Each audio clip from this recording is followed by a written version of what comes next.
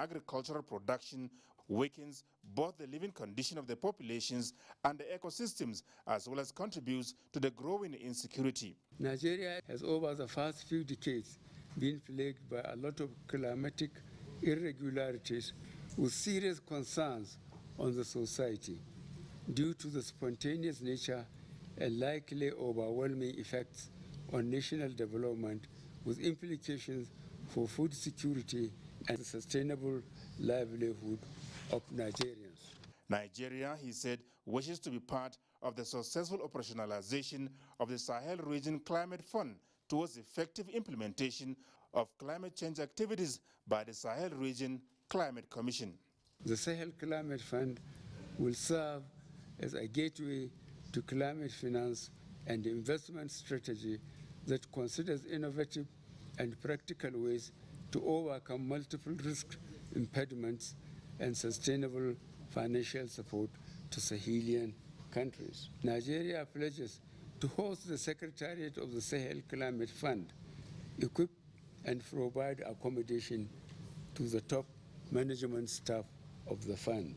The fund, President Buhari said, will be the necessary climate finance mechanism that will not only be adequate but also predictable towards strengthening the adaptation and resilience capacities of local communities, improve their livelihoods, and ensure the effective participation of the Sahel region in the global effort to curb greenhouse gas emissions.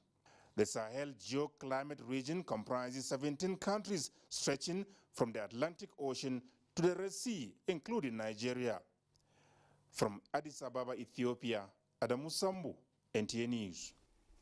And back home, 178 local government areas across 32 states and the FCT have been predicted as prone to flooding in 2023. This was revealed at the presentation of the 2023 Annual Flood Outlook in Abuja by the Federal Ministry of Water Resources and partners on mitigating devastating effects.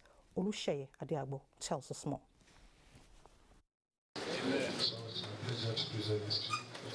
Discussions at this 2023 Flood Outlook presentation review devastating experience in 2022, which affected 33 states, about 100,000 hectares of farmland, with over 600 deaths recorded. The World Bank estimated its economic damage to about $6.68 billion and getting set for the 2023 projection, with virtually all states of the Federation and the FCT to have its own share.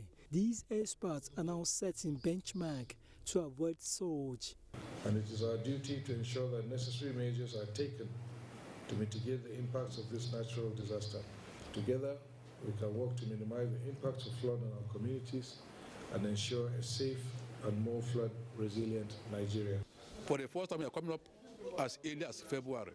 It has not been so before. Earliest have been around March, April.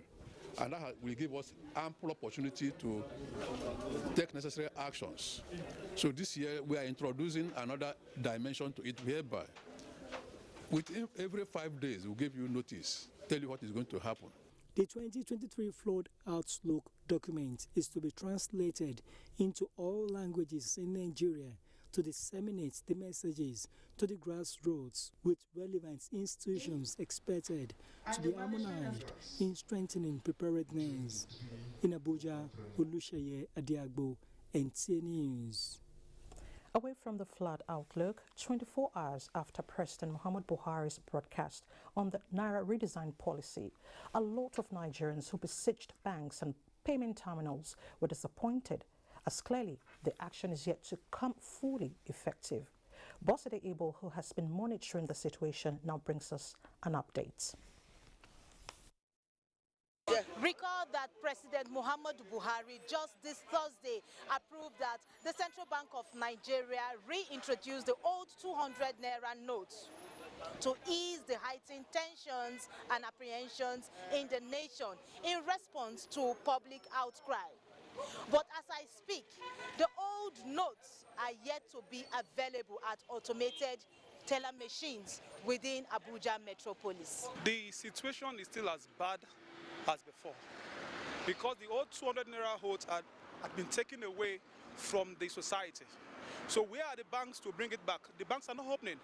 virtually all the banks in this area, about 10 banks in this area, and none of them is actually open.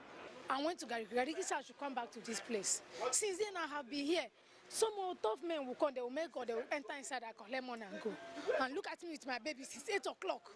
Now they're telling me that there's no money again. Money is like almost like a spiritual thing now. Now I just enter the bank. They don't do any transaction that involve money. Now the only thing you do, you have to check your account. Because I came to check my account to know somebody sent me money. They don't even have network. Yesterday, 2 people sent me money. I didn't find the money. There was no alert. I don't know whether they are doing it intentional because now they say we should be doing internet banking. Now they don't have service. Old 200 naira, I've never seen it again. I don't know where it is. And inside the bank now, if you enter the bank, they will say there's no money. That CBN did not give them money to give to us. After all said and done, Nigerians are asking, where are the 200 naira old notes?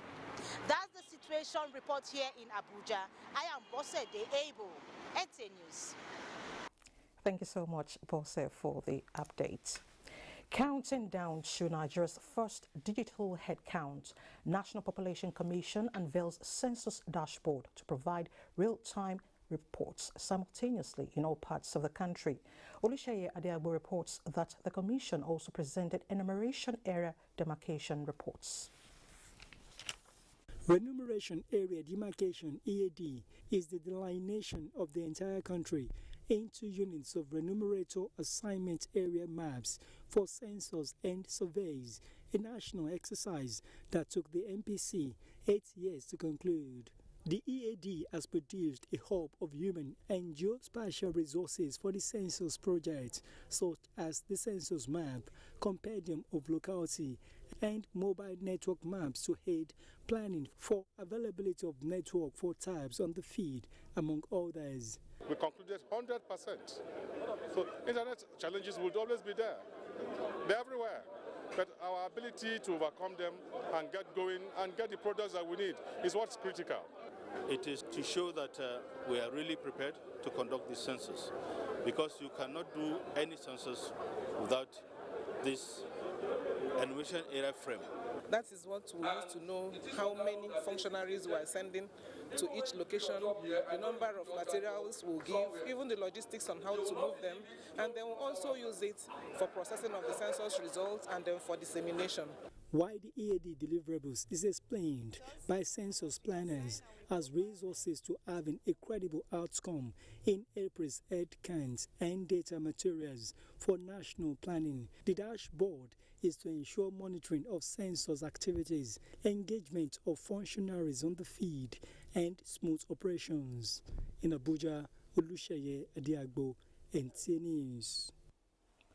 As stipulated by the Petroleum Industry Act, the NNPC has legally performed a final cut-over to NNPC Limited 18 months after. This means the company is profit-driven by law to explicitly deliver on its mandates. Lydia Sampson reports on these developments and more on the event tagged A New Dawn held in Abuja. This is the symbolic sunset of NNPC Corporation, folding up an old flag and hoisting of a new one. For the first Group Chief Executive Officer, NNPC Limited, and all key players here, it is simply no longer business as usual, as the NNPC Limited severed its umbilical cord with the old Nigerian National Petroleum Corporation. It is now imperative for NNPC Limited to sharpen its business tools to remain afloat and compete favorably with the best in the industry worldwide. Every asset of the corporation, including its liability, has been transferred to the NNPC Limited. And I repeat that the liabilities are far, far less than the assets that we have. So it's a very, very comfortable situation. It is only President Buhari that could have done this. You know that legislation had taken the better part of 20 years. Complacency, bye-bye. Hello, and welcome to strict corporate governance. Symbolizes rebirth, resilience, growth. I believe that NNPC is transiting to where it will obey the law to the latter. Though the new company is armed with a new strategy and a new brand identity with clear business and operating models, it also now has access to financing, unlike in the past when long protracted talks led to nowhere. The group's Chief Executive Officer NNPC Limited says issues with the landing cost of petrol at 350 per litre, culminating to 400 billion naira of subsidy, is a drain on cash flow to the company. In Abuja, Lydia Samson, NTA News. Abuja Media and Ethics, the National Broadcasting Commission is determined to collaborate with security agencies to clamp down on illegal broadcasters in the country. Director General of the Commission, Balarabe Shehu Ilela, said this during the presentation of provisional approvals to newly approved radio and television licenses in Abuja. Adebola Brookston Sunday was there.